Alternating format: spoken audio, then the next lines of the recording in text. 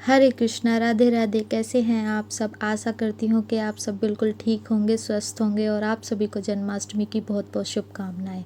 Guys, video आने में बहुत लेट हो गया क्योंकि मैं वीडियो को टाइम की वजह से एडिट नहीं कर पा रही थी, जिसकी वजह से आपको वीडियो लेट मिल रहा है।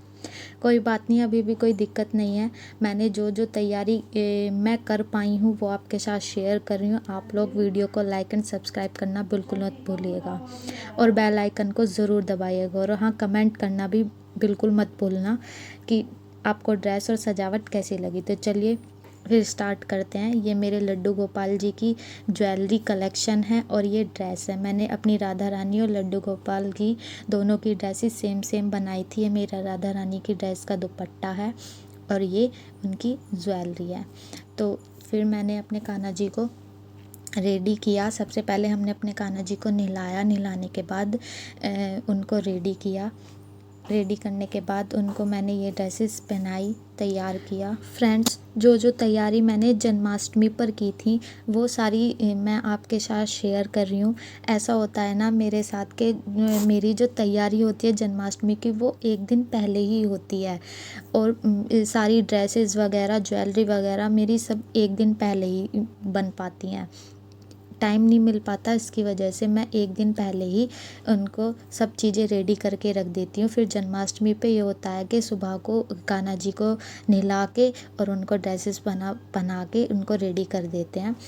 फिर उनका भोग वगैरह लगाते हैं। तो ये मेरे कान्हा जी का हार था, ये मैंने उनको पहनाया।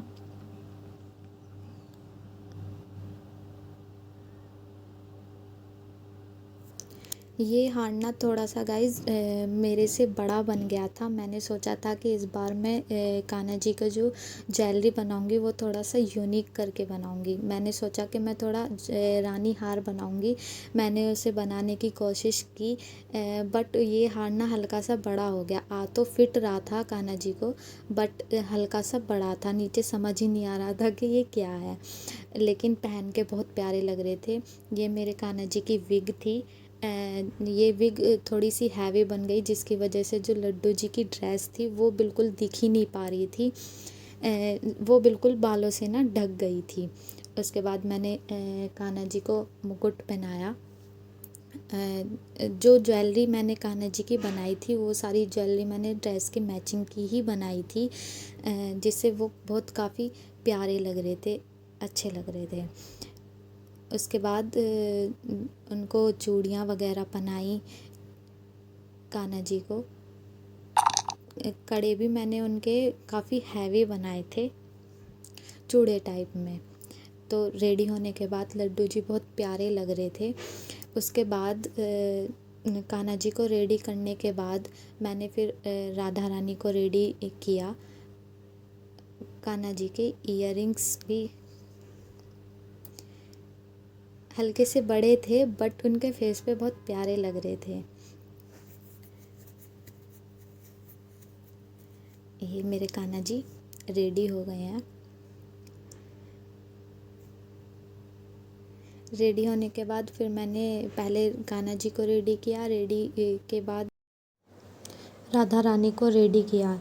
राधा रानी और लड्डू जी की जो ड्रेस थी वो बिल्कुल सेम थी और सेम ही उनका ज्वेलरी कलेक्शन था। ज्वेलरी और ड्रेस बिल्कुल सेम सेम बनाती हूँ मैं अपने कान्हा जी की, जिससे वो बहुत प्यारे लगते हैं सेम सेम ड्रेस में। तो मैंने उनको ड्रेस बनाकर तैयार कर दिया। फिर उसके बाद मैंने उनको ज्वेलरी बनाई। सेम जैसे मेरे कान्हा जी का हार था सेम ऐसे ही राधा रानी का हार था। दोनों का सेम था। कान्हा जी के तो हल्का सा हार थोड़ा सा फिट भी आ रहा था, बट राधा रानी का जो हार था वो बिल्कुल ही बड़ा था, बट मैंने वो ही पहना दिया उनको। उसके बाद राधा रानी को हार पहनाने के बाद फिर उनको मैंने चूड़ियाँ पहनाई। चूड़ियाँ पहनाने के बाद तो फिट आ रही थी, चूड़ियाँ तो फिट आ रही थी उनके, लेकिन उनकी जो हार था, माला थी, वो थोड़ी बड़ी थी बस। फिर उसके बाद मैंने उनको विग बनाई, राधा रानी को थोड़ा बनाया और मैंने इस बार राधा रानी के टीका बनाया था, वो लगाया था टीका राधा रानी को।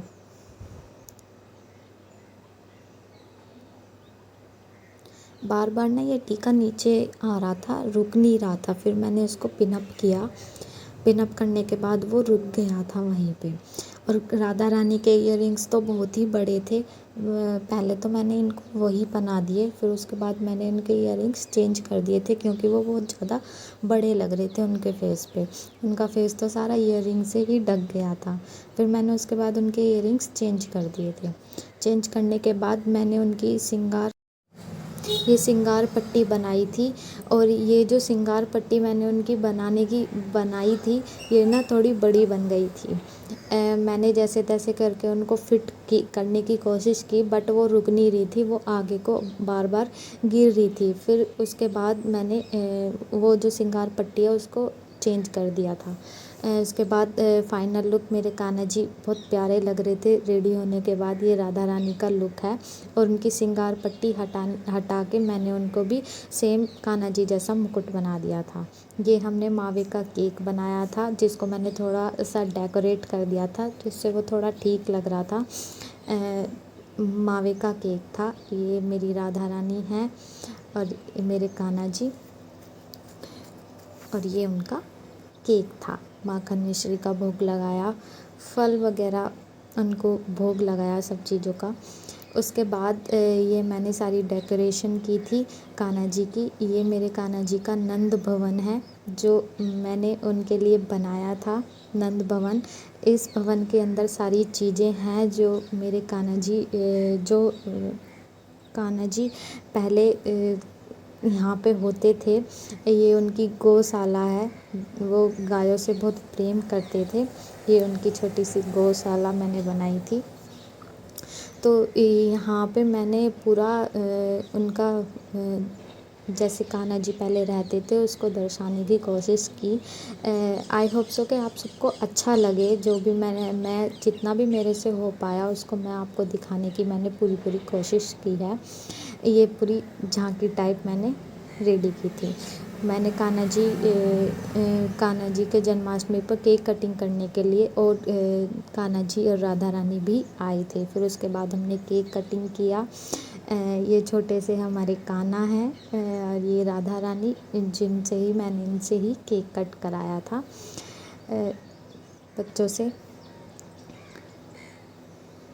उसके बाद कान्हा जी को भोग लगाया,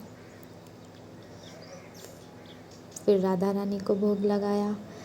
उसके बाद ये हमारे दूसरे कान्हा जी हैं और राधा रानी हैं, हमने इनको भोग लगाया। फिर गाय माता को भी भोग लगाया और भोग लगाने के बाद हमने कान्हा जी को झूले में झुलाया। ये मेरे कान्हा जी हैं जिनको मैंने झूले में झुलाया। और कान्हा जी बहुत प्यारे लग रहे थे जन्माष्टमी पर।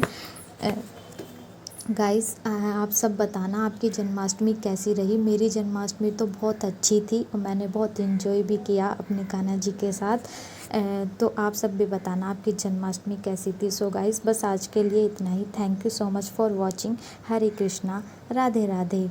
बेल आइकन को दबाना बिल्कुल मत भूलिएगा। चैनल को सब्सक्राइब कीजिएगा और लाइक कीजिएगा और कमेंट ज़रूर कीजिएगा गाइस। राधे राधे। मिलते हैं नेक्स्ट वीडियो में, तब तक के लिए बाय बाय।